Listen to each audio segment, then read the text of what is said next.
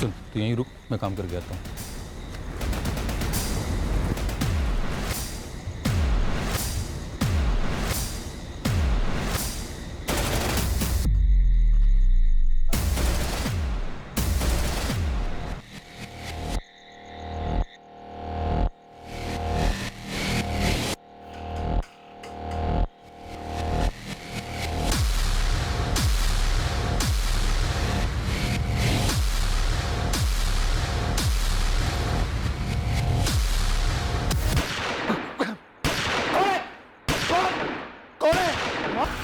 कौन है? ये आवाज कैसे? माँ? माँ? कौन है? कौन है?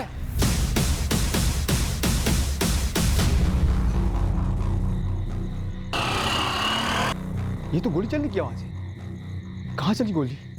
ए माँ? क्या हो गया माँ? वहाँ खिड़की से किसी ने गोली चलाई। हमने भी आवाज सुनी रघु जी। माँ? ए माँ? कविता? माँ? कविता?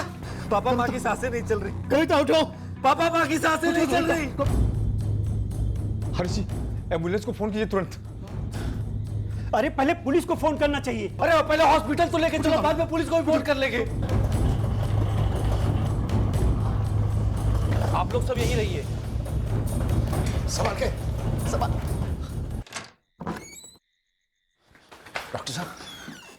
सॉरी, हम कुछ नहीं कर सके। जब तक उन्हें यहाँ लाया गया उनकी मौत हो चुकी थी। डॉक्टर पापा पापा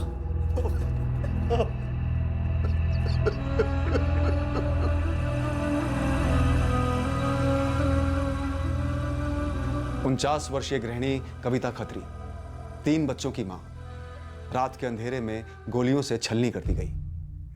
हत्या की मोडस ऑपरेंडी बता रही थी कि हत्यारे खास तौर पर इसी मकसद के लिए आए थे। किसी ने इस अधेड़ उम्र की औरत की ऐसी हत्या क्यों करनी चाहिए थी? इस सवाल का जवाब किसी घुमावदार चक्रव्यूह से कम नहीं था।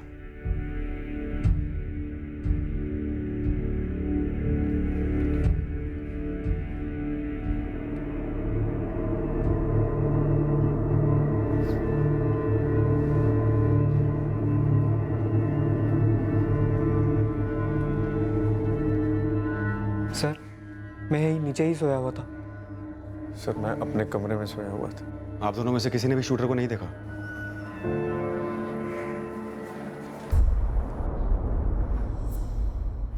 मैं उठ गया था, तब मैंने देखा कि कोई खिड़की से गोलियां बरसा रहा है। आप पहचान पाए उसे? जी नहीं, ठीक से देखा नहीं चेहरा। मैं बाहर की तरफ भागा, आसपास के सभी लोग जाग गए थे, बाहर भी आए, लेकिन तब तक वो गायब हो चुका था। मैं और मेरे पति जगदीश इसी कमरे में सोए हुए थे। अचानक से गोली की आवाज़ सुनाई दी। आवाज़ सुनकर हम दोनों उठे और बाहर के कमरे में गए। और अनीता, तुम? मैं बगल वाले कमरे में सोई थी। जब तुम दोनों बाहर गए तो वो हत्यारा खिड़की पे खड़ा था, फायर कर रहा था? मैंने तो नहीं देखा। और मैंने भी कुछ नहीं देखा। गोलियों की आवाज़ सुनकर हम सब तुरंत अपने घरों से बाहर आए। हम जब यहाँ पहुंचे तो देखा कि रघु जी गोली चलाने वाले को ढूंढ रहे थे। आप में से किसी ने भी किसी को यहाँ से भागते नहीं देखा? साहब जी, जब तक हम पहुंचे वो गायब हो चुका था। रघु जी, कविता जी हमेशा उसी बेड पर सोती थी? हाँ साहब। तो जाहिर सी बात है कि जो भी आए थे, हत्यारा या हत्यारे, पहले से जानते थे कि कविता जी हमेशा इसी खिड़की के पास होती थी। उन्होंने घर के अंदर घुसने की कोशिश भी नहीं की। सर, आप कह रहे हैं कि वो लोग सिर्फ माँ को मारने आए थे? लग तो ऐसा ही रहा है। सिर्फ उन्हीं पर इतनी सारी गोलियां चलाई गई, किसी और पर नहीं। लेकिन क्यों साहब? मेरी पत्नी की किसी से क्या दुश्मनी हो सकती है? इस सवाल का जवाब तो हमसे बेहतर आप दे सकेंगे। आप सोचकर बताइए कि आपकी किससे ऐसी दुश्मनी थी? 5 गोलियां दागी गई उनमें, करीब से, एक भी चूकी नहीं। जब तक टेबल पर I she was dead. Heart, lungs, abdomen पूरी तरह से छन्नी हो चुके थे। ऑन द स्पॉट मौत हो चुकी होगी। ये 5 गोलियां मैंने एक्सट्रैक्ट की है। खिड़की से आधा मीटर दूर पर सोई थी, पॉइंट ब्लैंक रेंज। 5 गोलियां पीठ से एंटर होकर वाइटल ऑर्गन्स को चीर गई। हो सकता है कि विक्टिम खिड़की की उल्टी दिशा में फेस करके सो रही होगी। हाउसवाइफ थी, पति और बेटे फर्टिलाइजर की दुकान चलाते हैं। हत्यारे किसी और के लिए नहीं, सिर्फ इनके लिए आए थे। आप लोगों की कॉलोनी के पास जहां भी सीसीटीवी हैं, वहां की फुटेज मंगवाएंगे और चेक करेंगे। लेकिन आप भी हमें सोचकर बताइए कि कविता जी को कोई क्यों मारेगा? आपकी माताजी, आपकी पत्नी क्यों मारी गई? किसी पे कोई शक? सर मेरी माँ के एक कज़न भाई है, बंसीधर मामा जी, और उनका बेटा धीरज। कहाँ रहते हैं ये लोग? वैसे मसला क्या है? ज़मीन, यहीं रहते हैं जोधपुर में। हमारे नाना जी की एक पुश्तैनी ज़मीन है, उसको लेकर के बंसीधर मामा जी और माँ के बीच में कुछ दिनों से झगड़ा चल रहा था। ये तुम्हारे बंसीधर मामा जी और धीरज, इन दोनों का एड्रेस और फ़ोन नंबर दो। आप कुछ नहीं बोल रहे हैं रघु जी? क्या बोलूं साहब, कुछ समझ ही नहीं आ रहा। 30 साल की शादी थी हमारी, 3 बच्चे, ये गिरस्ती, सबका सब एक ही झटके में खत्म कर दी। किसने? क्यों? जी, अभी अभी एक फोन आया रिश्तेदार का, कविता की हत्या के बारे में। बंसीधर जी, आप और आपका बेटा धीरज तुरंत केवटिया पुलिस थाने आ जाइए, जरूरी बात करनी है। हमसे क्या बात करनी है आपको? और हम कविता के घर से काफी दूर रहते हैं, कदरिया चौक में, और वहां जो कुछ भी हुआ उसमें हम क्या बता सकते हैं आपको? बंसीधर जी, आप आइए, बात करते हैं। नहीं आए तो हमें आना होगा। हम आते हैं। जगदीश ने जमीन का मसला उठाया होगा पुलिस वालों के सामने, वो हमें फंसाने की कोशिश कर रहा है। देखते हैं। धीरज, चले? हाँ पापा। पापा मैं 2 में तैयार होके आया। जल्दी बोल। कोई नहीं, टेंशन मत ले, मैं संभाल लूंगा।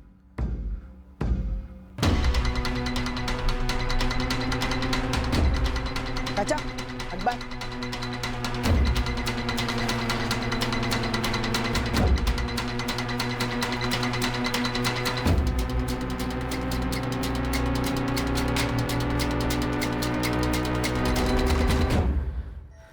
पापा, माँ मान नहीं रही थी, इसलिए मामा जी ने सुपारी उपारी दे दी। सब मामा जी का कराया हुआ है। सिर्फ जमीन के लिए भैया? मामा जी ऐसा करेंगे? तो और क्या वजह हो सकती? कौन कर सकता है ऐसा?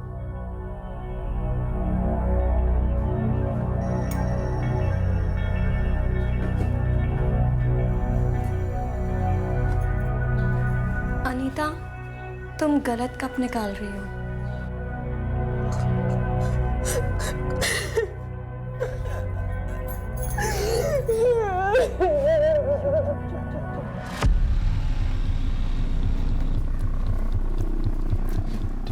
सलाम सर।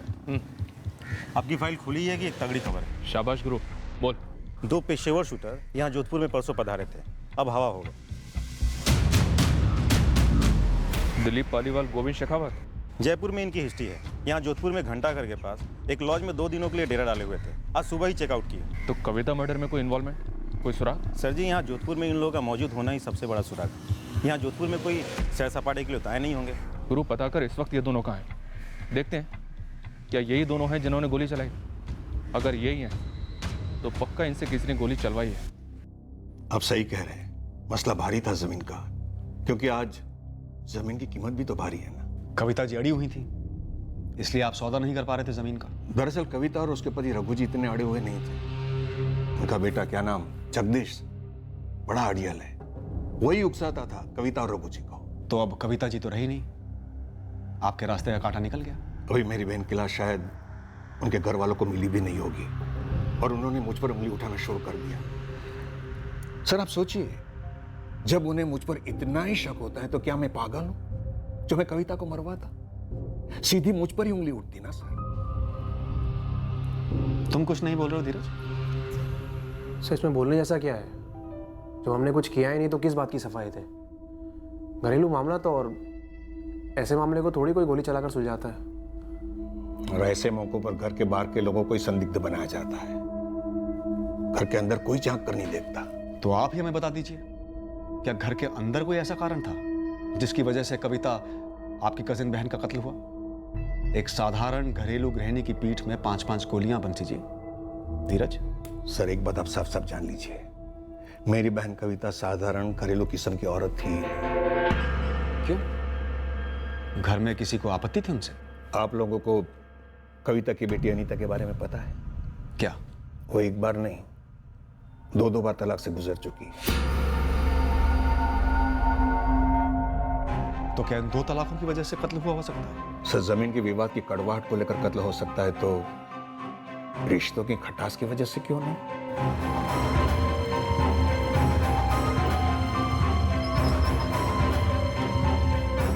ये दोनों दिलीप और गोविंद 100% तो नहीं बोल सकता, लेकिन यही शामिल है इस कांड में। अनिल, सुपारी किसने दी? अभी तो कुछ पता नहीं चल रहा है, पर फील्डिंग चालू है गुरु भाई। कुछ तो सूंघा होगा। एक बात है भाई, कोई और पेशेवर मर्डर तो हुआ नहीं इतने दिन से हमारे जोधपुर में। अब ये 2 पेशेवर यहीं थे, तो 2 और 2 4 तो इन्हीं के साथ हो रहा है ना। तो जल्दी इन दोनों का पता लगा। अगर ये दोनों मिले तो सुपारी देने वाला भी मिलेगा या मिलेगी।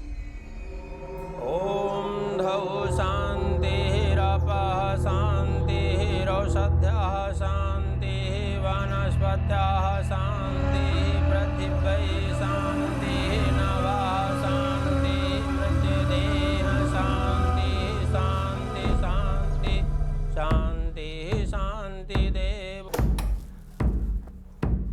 अभी के लिए तो बात टल गई, लेकिन कब तक? अरे आप मेरा यकीन क्यों नहीं कर रहे हो? मैंने कहा ना मैंने कुछ नहीं करवाया है। तो बता, कल रात तू कहां था?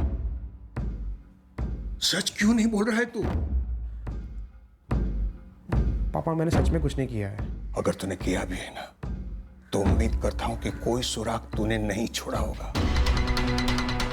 और सुनो, अगर उन्होंने पुलिस के सामने मुंह खोला तो उन्हें जो सजा मिलेगी ना, उससे उन्हें रत्ती भर फर्क नहीं पड़ेगा।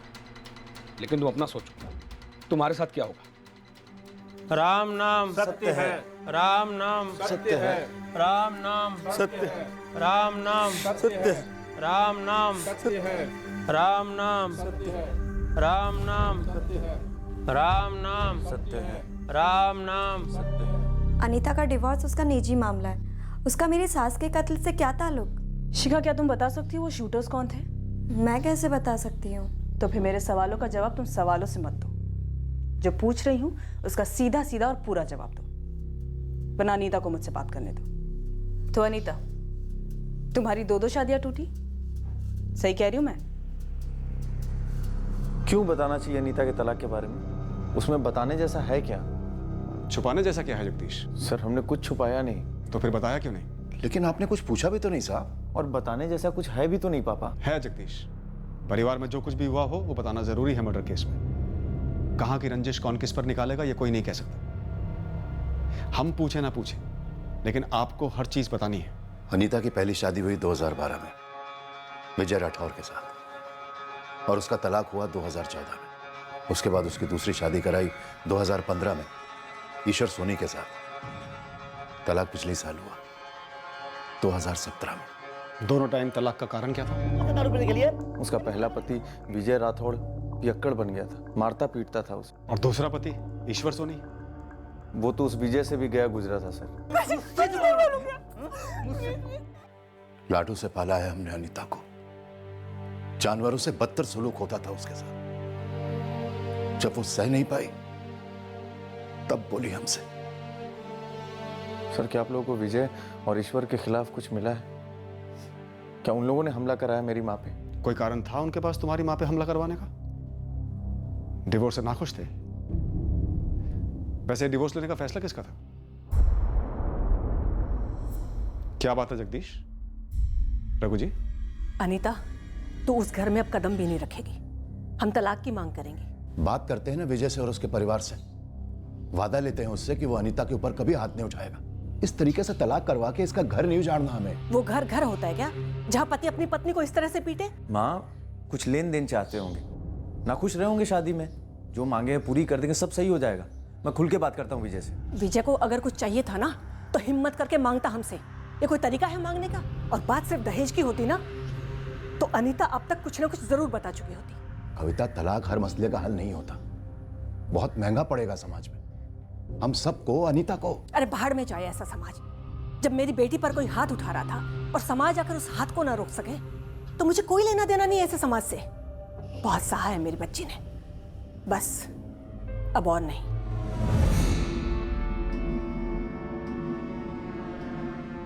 माँ, अब आप कहेंगे कि ईश्वर से भी तलाक ले लो? तुम्हें दिखाई नहीं दे रहा? तुम्हारी बहन का क्या हाल किया है उसने? उसके बाद भी उस जानवर के पास भेजना चाहोगे उसे? शिखा, अगर जगदीश तुम्हें इस तरह से मारता पीटता तो तुम सह लेती? नहीं सहती माँ जी, गलत है ये तो। कविता, बड़ी मेहनत करके दूसरी शादी करवाई है अनीता की। तो हम और मेहनत करेंगे और तीसरी शादी करवाएंगे। विजय और ईश्वर गलत थे इसके लिए, गलती हमारी थी, हमने चुना, लेकिन इस बार सही चुनेंगे। ऐसे भी बिरादरी में इतनी बदनामी हो चुकी है। जब मेरी बेटी घर के अंदर दर्द से कराह रही थी तो बिरादरी आई थी उसका हालचाल पूछने के लिए। सुनो जी, हमारे जमाने में औरतों ने बहुत कुछ सहा है, लेकिन अब नहीं। हमारे जमाने में मैंने तुम पर कभी हाथ उठाया कविता? नहीं जी, ये तो मेरी किस्मत अच्छी थी जो इतना प्यार और इज्जत देने वाला पति मिला। लेकिन मैं चाहती हूँ कि जगदीश भी शिखा के साथ में ऐसे ही पेश आए, और जब पंकज की शादी हो तो वो भी अपनी पत्नी के साथ में ऐसे ही पेश आए, और अनीता का तीसरा पति भी ऐसे ही पेश आए। 2 बार तलाक हुई औरत को हमारे इस शहर में एक अच्छा आदमी मिलना मुश्किल ही नहीं, नामुमकिन है। जब तक अनीता के लिए सीधा ढंग का इंसान नहीं मिल जाता है ना, अनीता यहीं रहेगी हमारे साथ। जगदीश, वकील को बुलाओ, तलाक का नोटिस भिजवा दो ईश्वर को। चट्टान की तरह मेरे साथ खड़ी रही माँ, हमेशा। अनीता, ये विजय और ये ईश्वर, क्या ये दोनों डिवोर्स के लिए खुशी खुशी राजी हुए थे? वो तो नहीं पता मैडम, मुझे इतना पता है कि वो दोनों मुझसे कभी खुश नहीं थे। रघु जी, आपकी पत्नी कविता जी एक मजबूत औरत थी। घर की नींव थी वो, छत भी थी। कविता मुश्किल फैसले बहुत सही तरीके से लेती थी, जो मैं कभी नहीं ले पाता। वाकई बहुत मजबूत औरत थी। हम सबकी ताकत थी वो।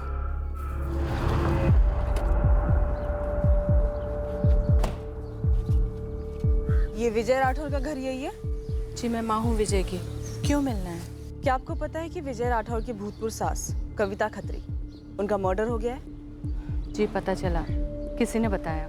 मुझे इसी सिलसिले में विजय से बात करनी है। कहाँ है वो? काश आप ऐसा कर सकते। क्या मतलब? मेरे बेटे को गुजरे 2 साल हो चुके हैं।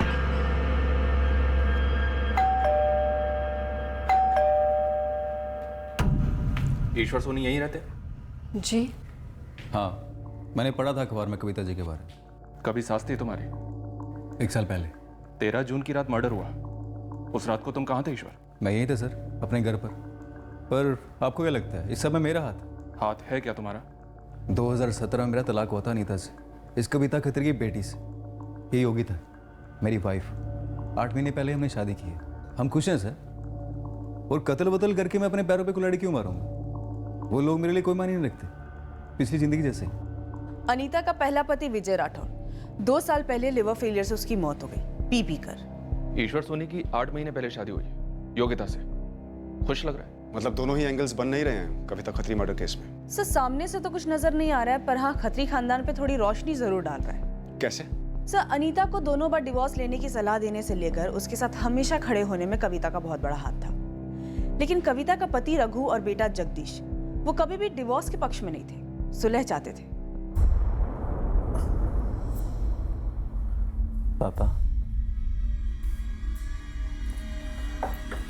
पापा, ये वक्त मजबूत रहने का है। माँ ने सालों तक इस घर को संभाला है। उसके जाने के बाद हम इस घर को बिखरने नहीं दे सकते।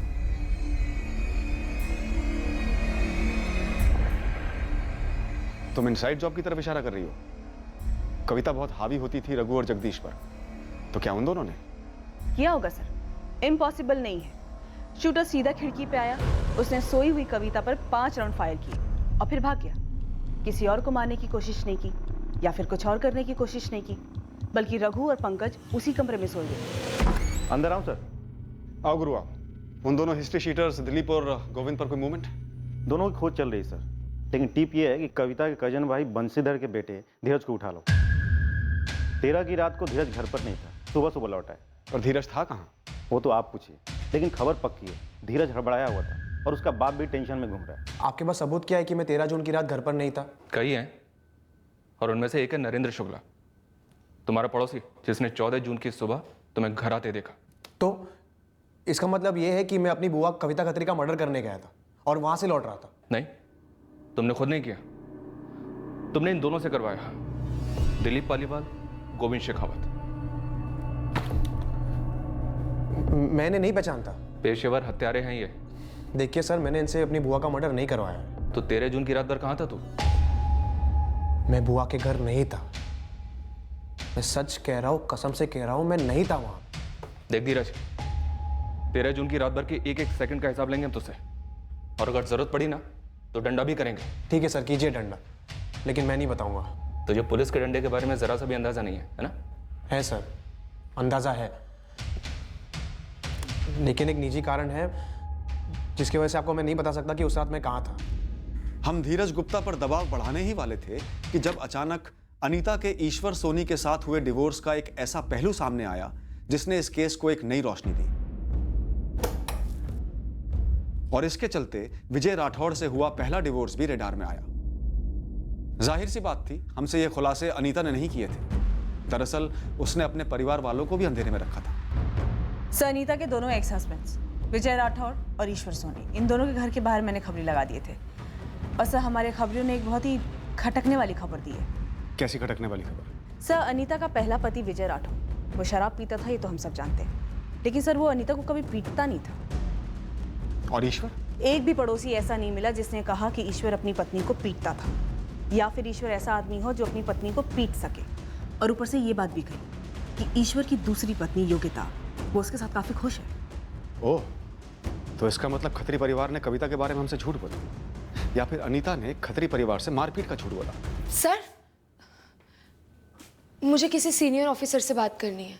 कौन हो तुम और क्या बात है? मैम, मेरा नाम श्रुति मौर्य है और मैंने सुना है आप लोगों ने धीरज को अरेस्ट किया है। क्या कहना है तुम्हें? सर, मैम, धीरज आपसे कभी सच नहीं बोलेगा। कौन सा सच?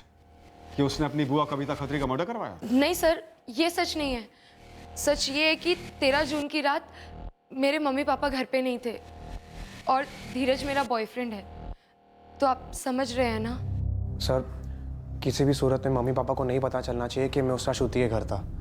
सर, हम अलग अलग कास्ट से हैं और एक दूसरे से बहुत प्यार करते हैं, और अगर ये बात उन्हें पता लगी तो वो हम दोनों को जान से मार डालेंगे। सर, मैं नहीं चाह रहा था कि श्रुति का नाम सामने आए, इसलिए कुछ बोल नहीं रहा था मैं। सर, हम सच कह रहे हैं। धीरज, जब तक हम ना कहें तुम जोधपुर छोड़कर बाहर नहीं जाओगे।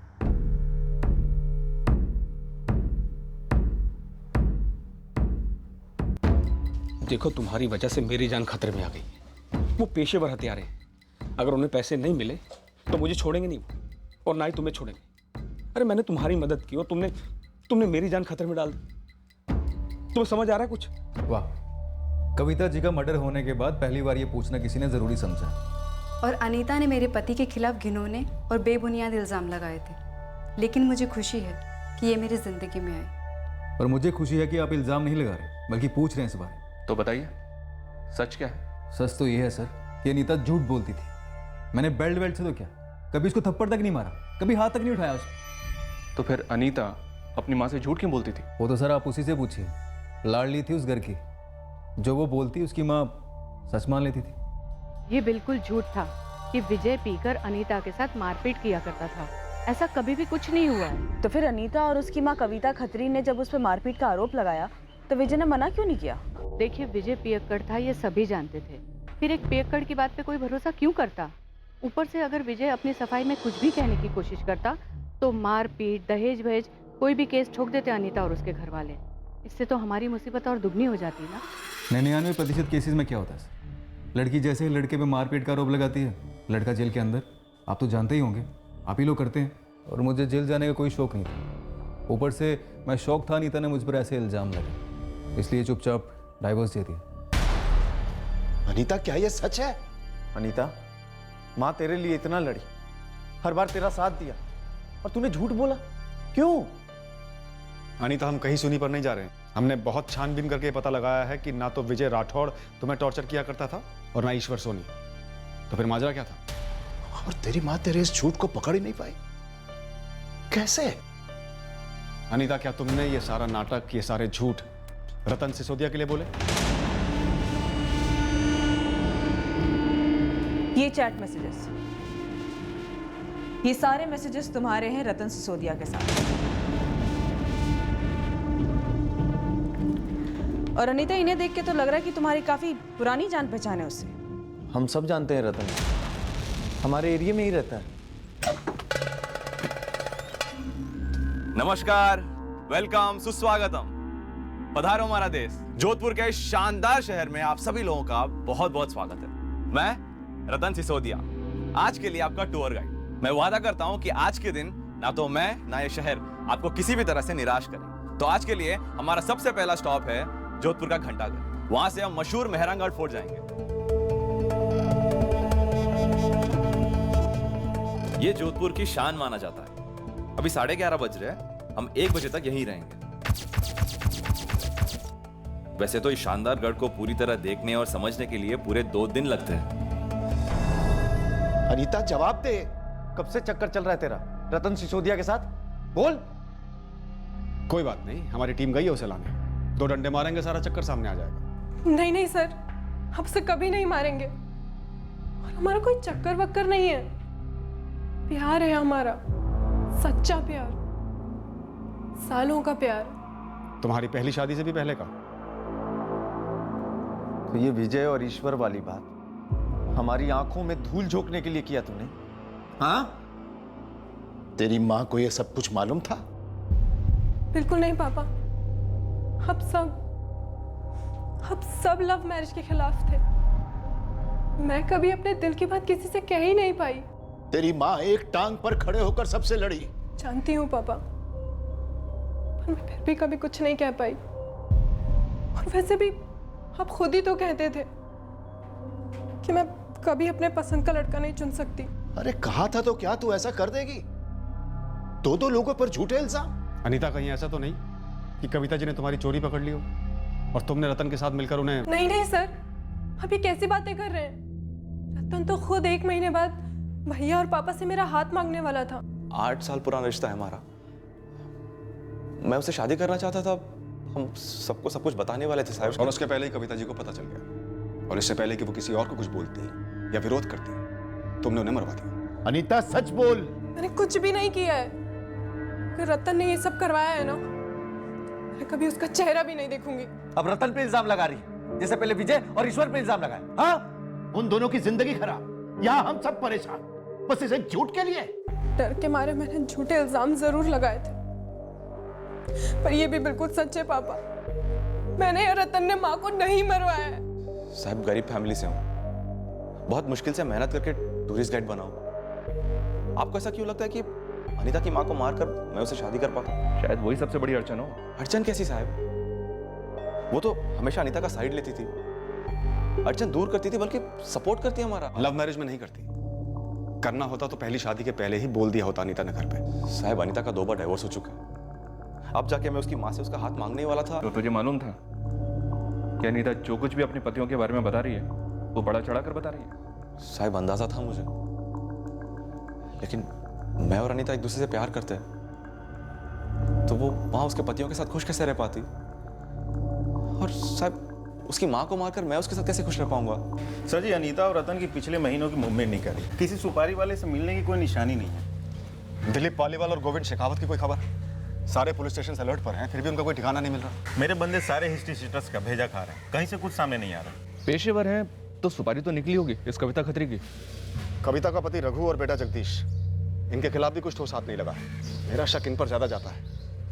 कहीं कोई गेम तो नहीं खेल रहे दोनों? कोई बीच वाला रेफरी होगा इस गेम में, जिसके जरिए ये दोनों पेशेवर हत्यारे गोविंद और दिलीप के कांटेक्ट में आए होंगे। क्योंकि सर जी, इंटरनेट से ढूंढने से कोई पेशेवर हत्यारा तो मिलेगा नहीं, और शायद वही बीच वाले बंदे की वजह से आपको ये बाप बेटे के खिलाफ कुछ मिल नहीं रहा हो। गुरु, इनकी फर्टिलाइजर की दुकान है, तू एक अलग टीम लेके जा। जितने भी दोस्त हैं, दुश्मन हैं, इनके सबको खंगाल। कोई ना कोई सुराग तो मिलना ही चाहिए।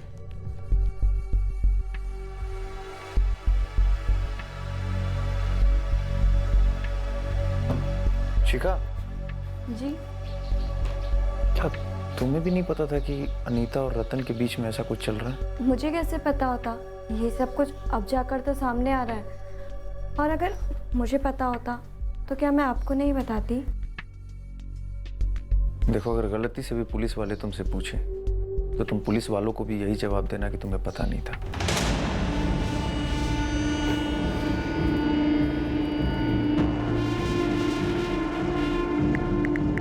कैसे हो? मारा तुम्हें पुलिस ने?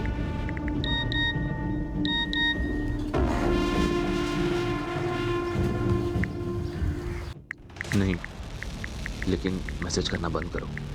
टैप कर रहे होंगे। थोड़े समय बाद मिलते हैं।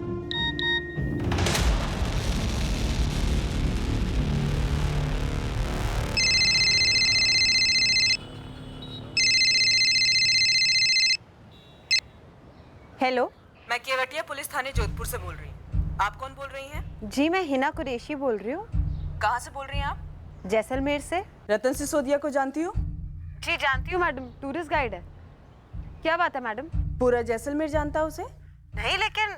तो फिर आप कैसे जानती हैं? जी मैडम, मेरी यहाँ पर बाइक रेंट पे देने की दुकान है और रतन टूरिस्ट गाइड है, तो काफी टूरिस्ट लेकर आता है यहाँ पर बाइक हायर के लिए।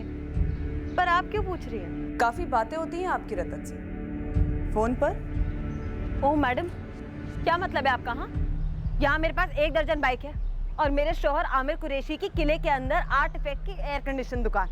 कोई एवी गेवी लोग नहीं है हम कि आप फोन उठाकर यहाँ पर ये भद्दे सवाल करेंगी। यहाँ जोधपुर में एक मर्डर हुआ है और इस सिलसिले में हम रतन के बारे में कुछ जानकारी हासिल कर रहे हैं। देखिए मैडम, मुझे इतना पता है कि टूरिस्ट गाइड, बाकी की जानकारी आप किसी और से हासिल करिए। बहुत काम है इधर, रखती हूँ।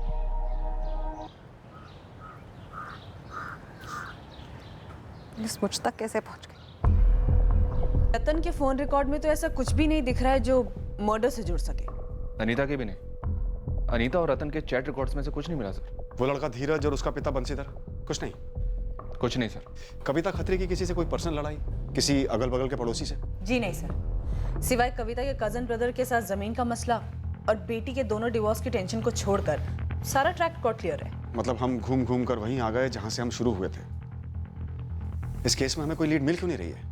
ये दोनों हत्यारे दिलीप पालीवाल और गोविंद शेखावत आखिर कहां छुपे हैं? जब तक हम इस केस के आखिर तक पहुंचते हमें पता चलता कि आखिर वो कारण क्या था जिसकी वजह से हमें कोई लीड नहीं मिली थी। लेकिन ऐसा होने में अभी देर थी। कविता खत्री के कत्ल को लगभग 2 महीने हो चुके थे। तब एक अजीब सी खबर हमारी टेबल पर आई, एक और कत्ल की प्लानिंग के बारे में। लेडीज टेलर का मर्डर। नंदलाल नाम है, नंदलाल सैनी। अपने मेहता नगर में ही दुकान है उसकी। कौन करने वाला है अनिल? कमलेश वर्मा करके एक हिस्ट्री शीटर है। उससे खबर मिली है कि दिलीप पालीवाल और गोविंद शेखावत ये मर्डर करने वाले हैं। दिलीप और गोविंद दोनों जोधपुर में? कहाँ है? ये नहीं मालूम। कमलेश उनका पुराना साथी है, उसने बताया। कब होने वाला है नंदलाल का मर्डर? वो कुछ नहीं बोला, पर खबर कमलेश को कल रात को मिली कहीं से। लेकिन ये ladies tailor Nandlal sign underground चला गया और दुकान पर ताला है।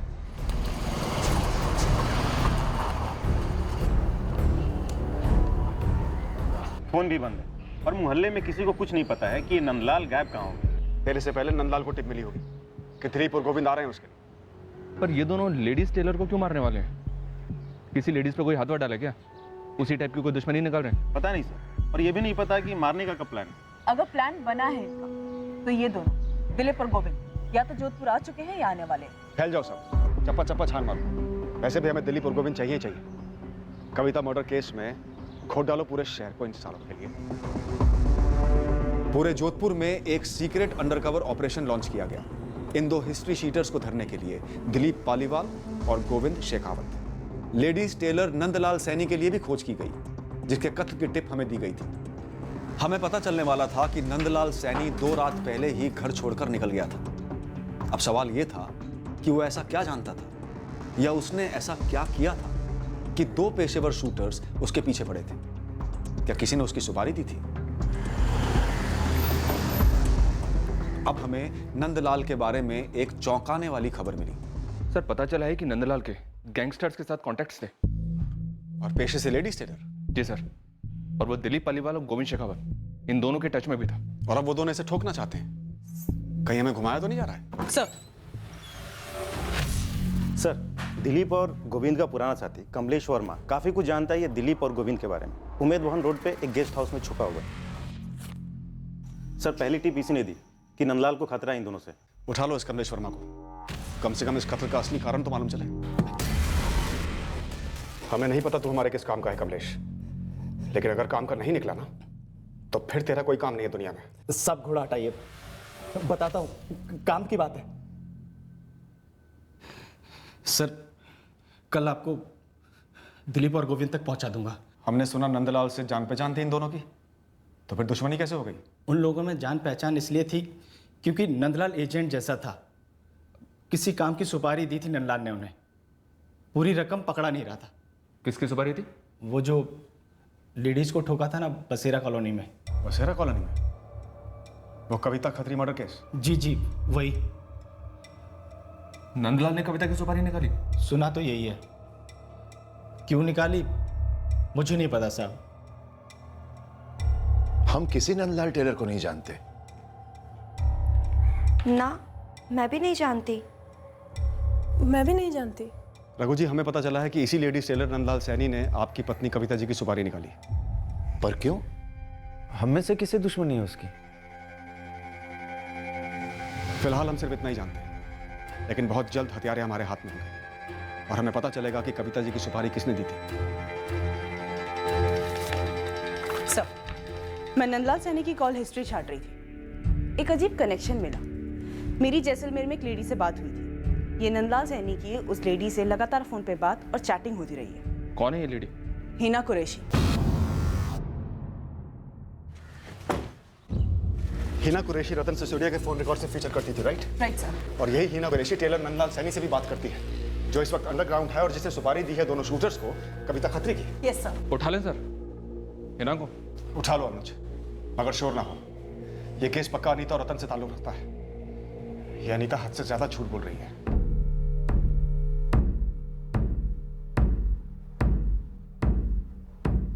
माँ जी ने कभी तुमसे जिक्र किया था इस नंदलाल टेलर का? नहीं, मुझे तो कभी कुछ नहीं कहा। फिर ऐसी भी क्या दुश्मनी रही होगी उसकी माँ जी से?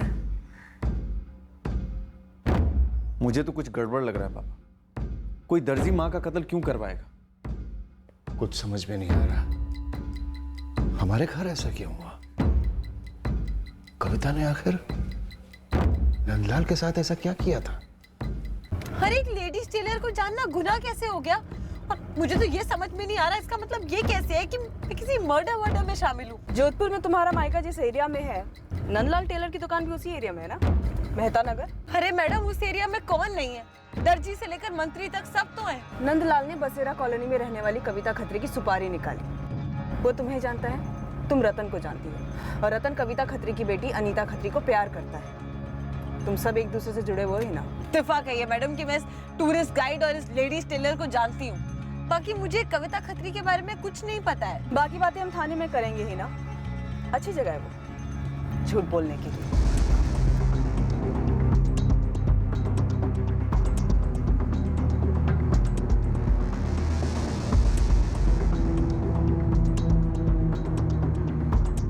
हिस्ट्री शीटर कमलेश वर्मा ने हमें गोविंद शेखावत और दिलीप पालीवाल की एग्जैक्ट लोकेशन दी और तुरंत हमने दोनों को हिरासत में ले लिया। इस केस के सारे खिलाड़ी अब हाथ में थे। अब इस केस की हकीकत सामने आने वाली थी, जो हमारे होश उड़ाने वाली थी। चल लेडीज टेलर, अब पूरी कहानी बता। क्यों दी सुपारी? ये दिलीप और गोविंद का एंगल तो क्लियर है, इन्होंने ट्रिगर दबाया। अपना और हिना का एंगल बता। चल। ये हिना तो कह रही है कि इसका इस मर्डर से कुछ लेना देना नहीं है। अरे साहब, जो कुछ भी लेना देना है सब इसी का है। झूठ बोल रहा है साहब ये। मेरी उस कविता खत्री से कोई दुश्मनी नहीं थी साहब। मालिक आप तो जानते हैं कि हमारी निजी दुश्मनी थी नहीं। हमने तो बस अपना काम किया, हमने घोड़ा दबाया बस। और साहब वही तो इस पूरे माजरे की जड़ है। ये भाई लोगों ने गलत निशाने पे दबा दिया घोड़ा। गलत निशाना? मालिक 13 की सुबह हम उसके घर के बाहर गए थे, मैं और नंदलाल।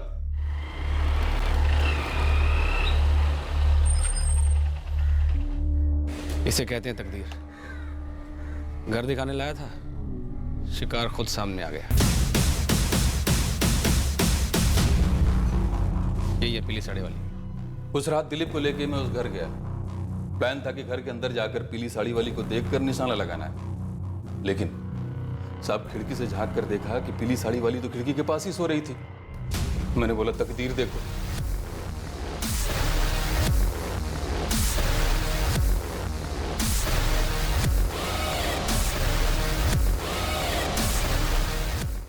सब सेम साड़ी थी, सेम। अब मुझे क्या पता कि घर में दो लोग एक ही कलर की साड़ी पहनेंगे। ऊपर से नंदलाल सुपारी का पैसा नहीं दे रहा था। ये ले। अरे भाई मैं कहां से देता पैसे? ये हिना मुझे कहां दे रही थी? मैं क्यों देती पैसा? माना अनीता को था, सुपारी उसकी थी, और साहब ये जाके उसकी अम्मी को मारा है। इसमें मुझे क्या मिलना था? ये क्या बात हुई साहब? हमें एक मर्डर का कॉन्ट्रैक्ट मिला, हमने मर्डर किया अब हमको ईमानदारी से हमारा पैसा मिलना चाहिए कि नहीं? साहब मैंने अनीता ही दिखाई थी और इन लोगों ने जाके कविता जी को मार दिया बेकार में। तो मैं क्यों दूं बेकार में पैसा? क्या पेड़ पे उगते हैं? अनीता से क्या दुश्मनी है तुम्हारी? हिना बोल, वरना अभी तेरी सारी अकड़ ना कुरेद के निकालूंगी। रतन रतन रतन उसे मरवाना चाहता था। काश ऐसा होता सा। ओह, भी तो उससे शादी करना चाहता था। शादी कर रहा तू? पिछले 8 साल से इंतजार कर रहे थे हम दोनों। 2 पतियों को तलाक दे चुकी है अनीता, तो अब जाकर उसके माँ बाप से बात करने वाला हूँ मैं। यहाँ देख, मेरे साथ मजे मार रहा था। हिना तू भी तो मजे ही मार रही थी ना अपने शौहर आमिर कुरैशी के पीठ पीछे। जब मेरे पीछे पड़ा था तब तूने मुझे बोला कि तेरी गर्लफ्रेंड है, तू शादी करने वाला है। क्या फर्क पड़ता है हिना? देख, उसका तेरे मेरे बीच आने का कोई सवाल ही नहीं बनता। वो अपनी जगह और तू अपनी जगह। और वैसे भी मैंने तुझसे कोई शादी वादी का वादा तो नहीं किया था ना? रतन, मैंने हमेशा तुझे सब कुछ बताया, एक एक बात बताई। शादीशुदा हूं, पहले जो जो किया है सब कुछ तूने बताया। बताने से क्या बदल जाता? तू शादीशुदा, घर गृहस्थी है, और हफ्ते में 1 दिन मैं हूं, वो तो आगे भी रहूंगा। तो फिर क्यों जलवल कल बीवी वाली हरकतें कर रही है? रहने देना। और वैसे भी मेरी असली जिंदगी अनीता है और तेरी असली जिंदगी आमिर मियां है। हम दोनों एक दूसरे के लिए बस एक टाइम पास है। तस्वीर दिखा अपनी असली जिंदगी की।